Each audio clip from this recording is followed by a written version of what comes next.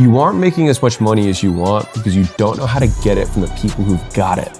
Getting money actually works, and why the rich do in fact get richer, and I'm gonna show you the math behind it, and most importantly, how you can gain access to it. The first reason that you aren't making as much as you want is because you're selling to people who don't have the money to give you. So think about it like this, and this is really important. Imagine this pyramid as a representation of earning in the United States. What percentage of the people do you think earn 40% of the income? The top 10% earn 40% of the income in the entire US. Now that's income, and that's pretty extreme, but it's not even close to the difference when you look at wealth. So US household net worth, okay, this is the value of their assets. Last year was $163 trillion. And you're like, man, how am I gonna pay rent? I'm like, let's get some of that 163 trillion. So this is going to blow your mind. So I want you to imagine that you had $100. Okay, so I'm gonna equate this 163 trillion is now $100. Okay, and we're gonna spread it out relative to how it actually is spread within the United States. So this is 100 people to represent 100 percentiles in terms of net worth in the United States. This $163 trillion, what would they have? If there was 100 people to represent this $100, they would have $2.50. I'm just gonna use bills because I don't feel like I haven't changed. So $2 out of that 100, the bottom 50. So the next 40%, what do you think they would have? They're gonna have 20, 25, 28 bucks. That's the next 40. Remember, we got $100 to distribute here. So the next 9%, so now we're getting the top 10, the top decile of net worth in the United States. How much do you think they got? They got 20, they got 30, they got 35, got 38, all right? $38 in just this 9%. Now, you ready for the drum roll? How much do you think the top 1% has? I mean, it's 1/10, right? So like it can't be more than the other 9, what, right? I mean, you'd think that. The top one, just the one guy, would have $32. One guy. Now this means that this one guy has more than the bottom 90% combined. This is very important because it has implications for how you do business.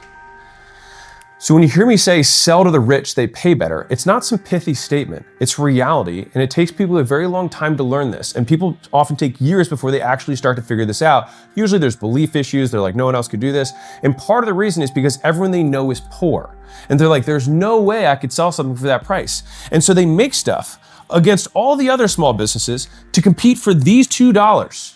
Think about that for a second. You're putting all the resources because you see all these people. They're the ones that you're brushing shoulders with. They're the ones that you see in the street every single day. And you're trying to compete and slice these $2 100 different ways, right? If you want to make money, go where the money is. So let's put this concept on steroids now and actually apply this to doing business. This is how big companies get big. They go where the money's at, and this is a breakdown of something called Pareto's principle. You might have heard of it, 80-20. It's one of the most powerful concepts in business, and most people still don't understand how to actually apply it. All right, so I want you to freeze this idea in your head. Just look at the money here. $2 here, 28 bucks here, 38 here. Now we're in the top 10%, right? And we have another 32 here. So I said earlier that this one guy is more than the bottom 90, but 69% of all the wealth is just in these 10 people. If this doesn't change how you do business, you are missing the plot. So the idea of 80-20 is that Pareto, who was an Italian economist, realized that there was this, 20% of customers created 80% of the revenue. And you just noticed this 80-20, kind of issue that continued to occur within all different types of data sets. And so that became his principle. Now, here's where this gets really interesting. So within business, it totally rings true, where 20% of your customers will be responsible for 80% of your profits. And here's where people miss the next point, is that within this 80%, 64 of the aggregate profit, right, comes from just 4% of the, there you go, just do that, of the people in there. 4 customers, if you had 100. And then of this 64,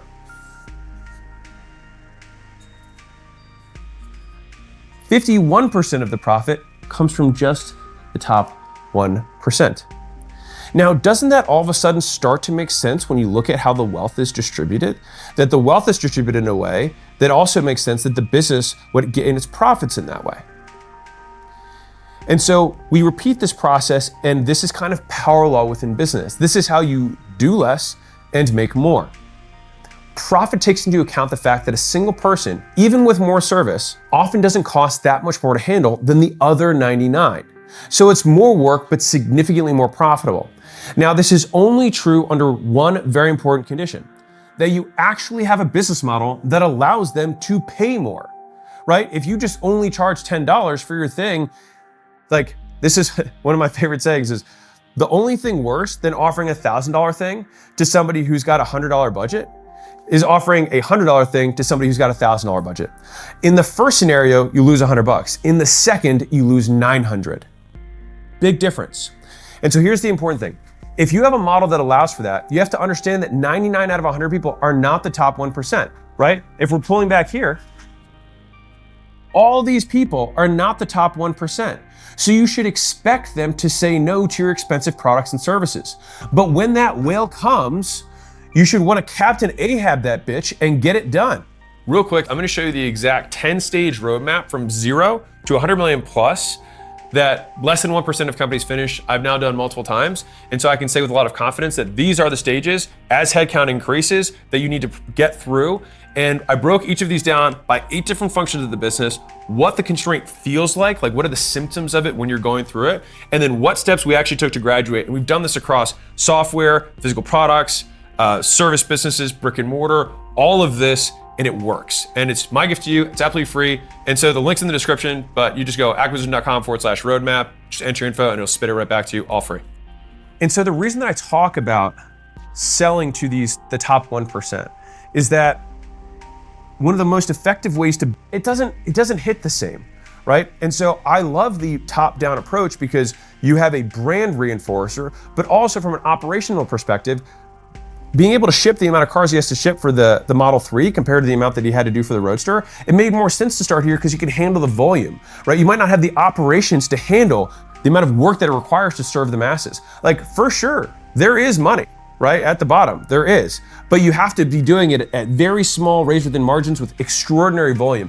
And unless you have the capital to create something that truly scales to that mass, you will probably just end up trying to squeeze the $2 for more than what they're worth.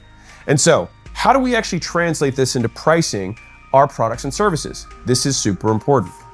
So here's my rule of thumb for upsells, taking into account that 20% of customers have far more spending power than the ones below. Now remember, we had $2 here and the next level had 28. So it was 14 times more wealth between just the bottom 50 and the next 40.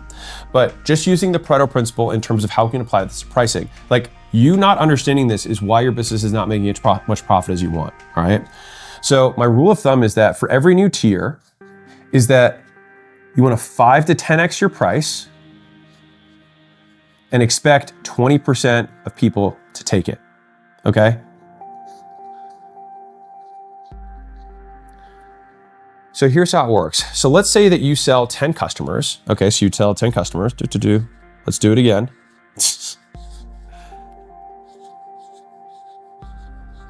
Okay, now if you have 8 of these customers at $10 per month, and you've got 2 of them at $50 per month, how much am I making on these guys? I'm making $80 per month in total on the bottom 80, and then I'm making $100 per month on my top 20% or my top 2. And so by serving these 2 customers differently, we doubled the revenue of the business, which, by the way, again, is my rule of thumb. I want each tier to bring me another double, like another full amount of revenue. Otherwise, I'm like, I don't know if it's worth creating the actual extra constraint of operations, right? But here's where it gets even nastier. let's say that this covers the majority of our overhead. That means that this extra $100 might contribute 10 to 1 compared to this to our bottom line. And so sometimes when you make a move like this, if you were here and you had $80 and you were living your life on this 80, right? It's like, well, maybe your cost is 70 and you're taking 10 home. If you add this $100 in and maybe the cost on this is 20, you've got 80 left over, we 5x the profit. So let's say our profit before this was 10 a month. And then we added this in and we had $80 a month in profit from this 100, right? Look at the difference in profit. We go from 10 to 90 just by adding this tier. And so the reason your business is not making this money and you're not making as much money as you want is because you're not priced appropriately for the people who actually have the money to give you. And so to maximize revenue, you can think of it with 4 tiers of pricing. And to be clear, you don't need to serve everyone. And the first product you have may not be your base tier. All right, so you might start here. I don't know yet. I don't know your business. But this is what you can walk through in terms of thinking through the pricing for your products and services. So let's assume that we have 1,000 customers, all right? So on our base tier, all right, so this is the lowest, $10 per month, and let's say we've got 800 customers at this level, okay? Now our second tier, we might have it $100 per month, so 10 times that price with 20% taking it, all right? So that means we're gonna get somewhere in the neighborhood of 200-ish people who would qualify for this tier. Okay, and the next tier, we still have to follow our rule, 5 to 10x. So that means we're gonna be at 500 to 1,000 a month for this next tier. Just to keep it simple, I'm gonna just do 10x because it's nice and clean, all right? And so here, we're gonna have maybe around 40. Now you're like, wait, I thought we had 1,000 customers. This would be 160. I'll redo the math at the end so you can see it, all right? Now, our next tier might be, again, 5 to 10 times this. And so we might be somewhere in this $5,000 to $10,000 a month, all right?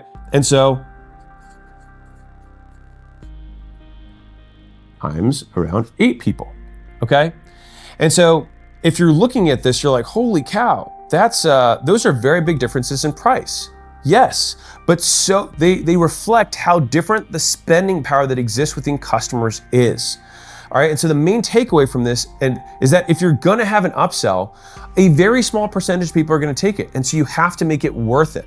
And so people will have these, I'll go 100 and 129. It's like, it's the same pitch, it's the same price. The willingness to pay for that customer is the same. Let me show you how I've actually translated this into my own business. All right, well, this, and you can ignore the actual numbers of customers, but what do we have here? We have school. And then at $100 a month, what else do we have? We have school. This is our hobby plan. This is our pro plan. And so for me, the next number is $5,000, which is L1. And what's the next number after that? $35,000. Almost like it's between 5 to 10 times the price, which is L2. And then what do we have after that? We have something that's $135,000. So that's 4 times the price, right? And this is L3. And what do I have underneath of that? No money, because it's a portfolio company. And so the thing is it may take some time to build out this entire thing. I didn't start with school. I started building, our brand. This is, to be clear, just our advisory practice that we have at acquisition.com. And so I'm just saying, like, knowing this doesn't mean you need to do all of this at once. It takes years, and it does take operational chops to pull this off, right? You want to add tiers one at a time. My tip, though, is to start as high up as you can on this ladder for a few reasons, right? So the Tesla example I gave earlier, the branding from top down versus bottom up is much stronger. Like Honda making a better car is tough versus Rolls-Royce making a Rolls-Royce Light. It would be an easier play for them from brand position. The next reason is that I prefer to start with the unscalable. Why? Because it's easier to operationalize it serving these people because one, they actually, believe it or not, as a percentage of net worth, this is actually lower than what this is for somebody who's poor, right? If you have $10 million, 100 grand is 1% of what you've got. If you've got $1,000, $100 is 10% of what you got. And so for you, you will actually be more demanding for that 10% or that $100, reasonably so, than somebody who's giving 1%. But from a business perspective, the $100 versus the 100 grand, it's a gigantic difference. So you have an easier customer to deal with that has lower demandingness, but it requires, and to be clear, to get that $100 to equal 100,000 is you got to get 1,000 of those people. So is serving the one customer for 100,000 easier than serving 1,000 at 100 as somebody who used to sell $100 gym memberships? For sure. And if we were to look at this from a profit contribution perspective, like what is actually dropping to the bottom line, it would look like this. All the profit is here, just like all the wealth is at the top. So you have to do more and charge more for it to people who can afford it. And the amount you do for a few people is almost always worth it for the far greater price for those people who are willing to pay it. Now, you might ask, well, wait a second. I thought you said sell to the rich. Like, why do you have this $10, this $100 a month thing? The only way to serve the poor masses, right? And I say this to be a little bit more like, jarring, but to serve people with lower budgets is to have tons of money and then find a way to serve them in an automated manner at a low price. And if you do that, you can also make a lot of money, but via volume. But it takes a lot of money, it takes a lot of time. And the reason that Tesla has almost gone bankrupt multiple times is because it's incredibly hard. The reason most software companies like Netflix and Spotify and some of these big consumer, companies, who charge $13 to give you, think about how hard that is. Think about how hard that business is. They have to make world-class entertainment for all the different genres that someone might like just to earn their $13, right? Just to earn the equivalent of like a Chipotle bowl. And I bring this up because some people come in saying, oh, I'm gonna do that. It's like, you're gonna do that bootstrapped?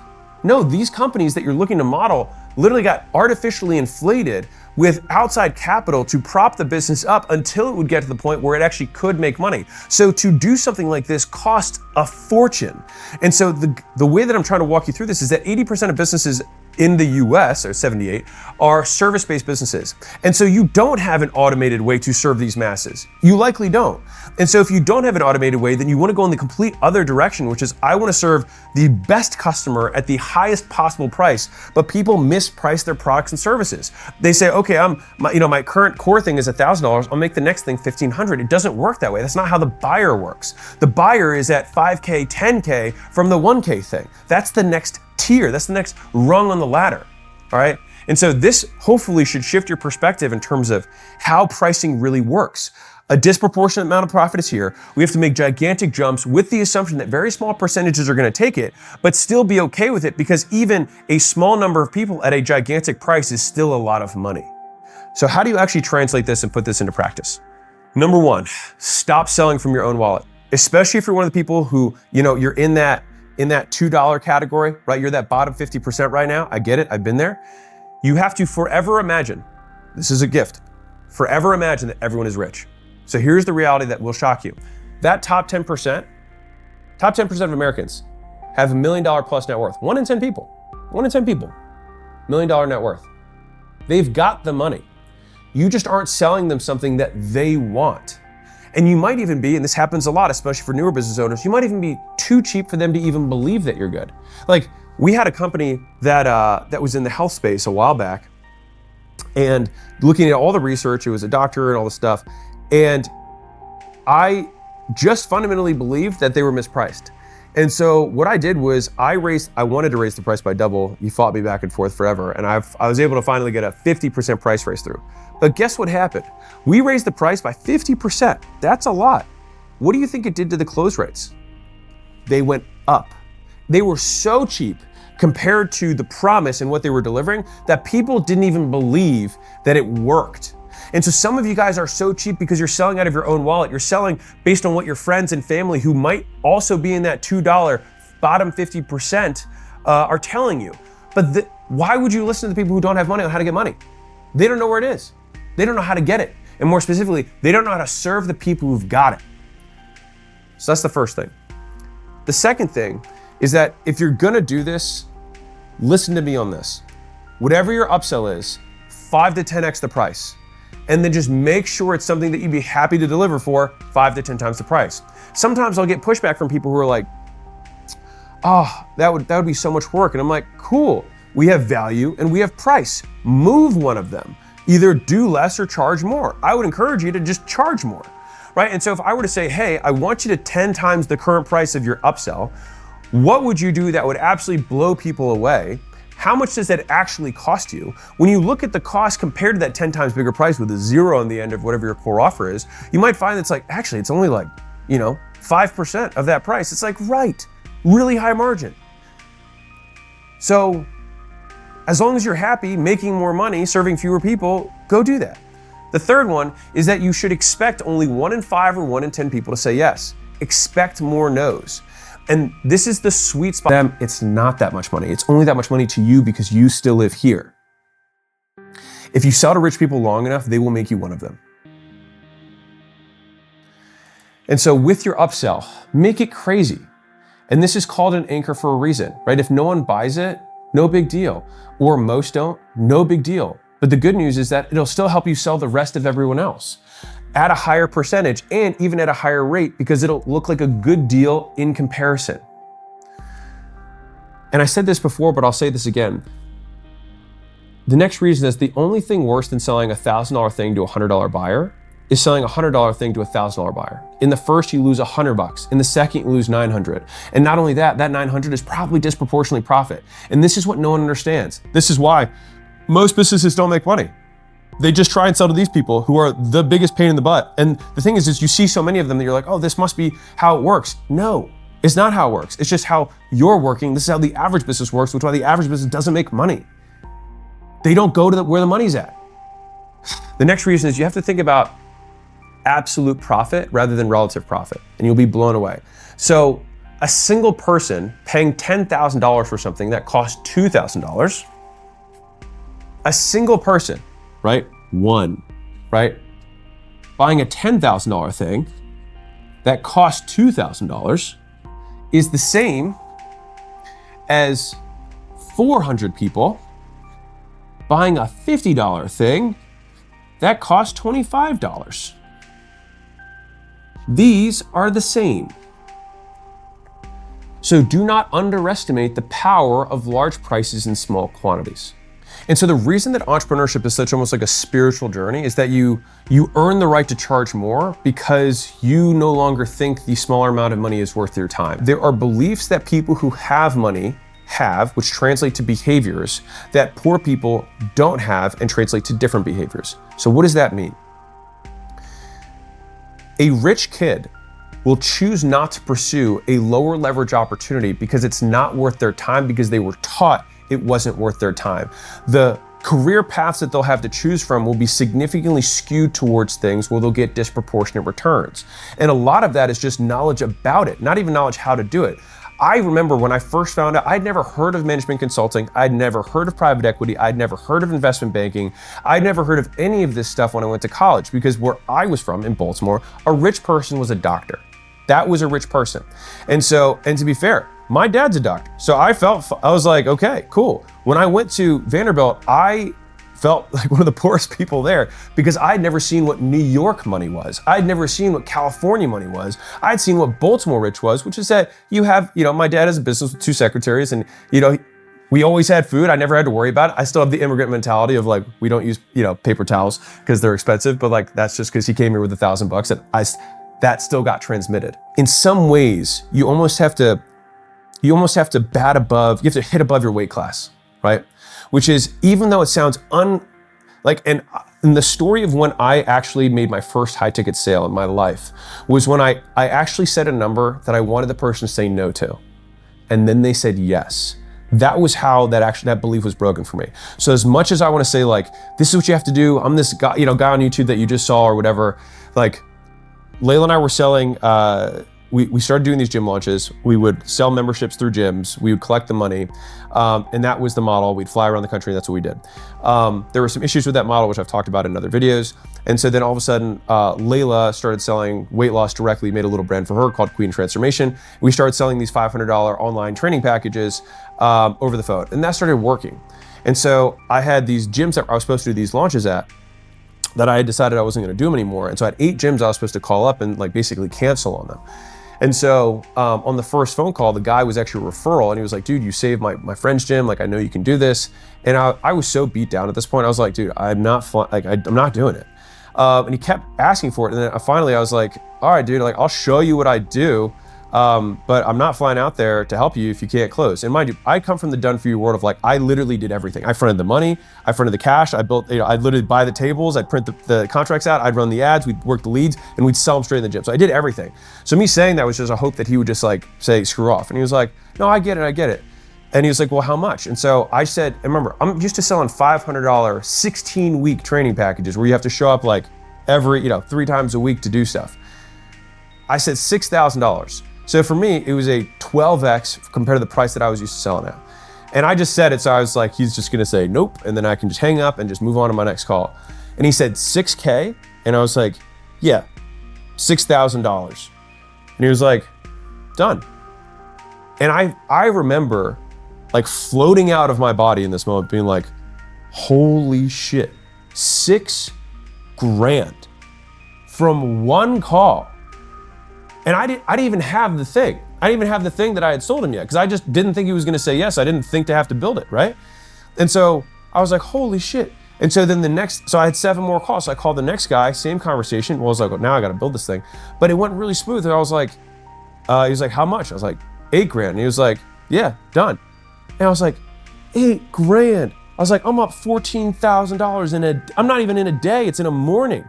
So then I had 6 more calls, and by the end of the next call, same thing, how much? 10K. Next call, and by the end of the day, I'd done $60,000 in collected. And I was like, what the fuck just happened? I had no idea what was going on. And so Layla came back after she was selling the $500 memberships, and I was like, babe, I just made $60,000. And she was like, what? She was like, I thought we were doing the weight loss thing. I was like, no, I think we're still doing the gym thing. I think we were just doing it wrong. And this is why I'm telling you this, because like that moment of all the moments in my entire career, that was the moment where I elevated. That was the moment where my life really changed. And so I bring this up because you might be like, well, at what price point should I start, right? It's gonna be relative whether you're selling to consumers, you're selling to businesses. And these are just a couple rules of thumb that I'll just tell you that I've kind of worked around. I'd say that for a consumer, an impulse purchase is $500 or $600. A higher ticket purchase is usually gonna be somewhere between $3,000 and $10,000, right? Typically, and that's again for services. If you're looking at like assets, it's a different game. You're buying houses and cars, it's a different game, right? But if you're selling just like pure, I'm gonna help you do some stuff, I'm gonna help fix some stuff, that's usually a price point that's quote higher ticket. Business, it really depends on the size business. If you're selling to Disney, you can sell $1 billion thing, right? If you're selling to just small business on Main Street, remember, some of them are poor too, right? And so for them though, a more normal price for something will probably be somewhere in the neighborhood of like, I'd say like a mid-tier is probably $2,000 to $3,000 a month. A cheaper price for a business owner would be somewhere in the neighborhood of like $400 to $800 a month. Maybe just call it closer to $500 a month as like a cheaper number for a business. And you're like, $500 a month is cheap for a business? It's like, yeah, it's super expensive for a consumer, pretty cheap for a business, right? One of the big issues I would say that poor people think about compared to rich people is that poor people will think in terms of cost, and I would say rich people will think in terms of the ratio, the return, cost versus value. So if I were to say, hey, I've got this thing that's, let's say it's $20,000. A poor person just hearing the price would say, that's expensive. But if I said, a rich person, if I said, hey, my thing is $20,000, they wouldn't then say that's expensive, they would say, for what? And if I said, a Class A share of Berkshire Hathaway, which is an $800,000 stock for $20,000, that would be the deal of the century, right? If I said it was $20,000 for a brand new Lamborghini, they would say that's a great deal. So even though it costs a lot of money, it's great value. And this is what I did. I struggled for such a long time to understand because it was like, I almost had this emotional reaction to zeros. It's like, if I saw zeros, I was like, oh my God, it's so much, right? And so I know where you're coming from because you almost choke on the price. So I'll give you a couple little tactics for this to like get around it. So one is if you're in person, you can write down the price and then turn it and slide it to them. Or you can use a calculator and turn it to them if you like literally choke on the price, because some people do that. The second thing that you can do, and this is a really good little pricing hack for selling, is before you say the price, you say, hey, before I tell you the price, it's super expensive. And so what's beautiful about telling someone it's expensive before you tell them the price is that if someone's rich, they're gonna immediately think what's expensive for them. And so they're gonna think a number, and then you're gonna say the number, and they're gonna literally be like, ah, fine. If they're poor and you say it's expensive, they're gonna brace themselves for a number that's big. And then when you give them that number, they were at least braced for it.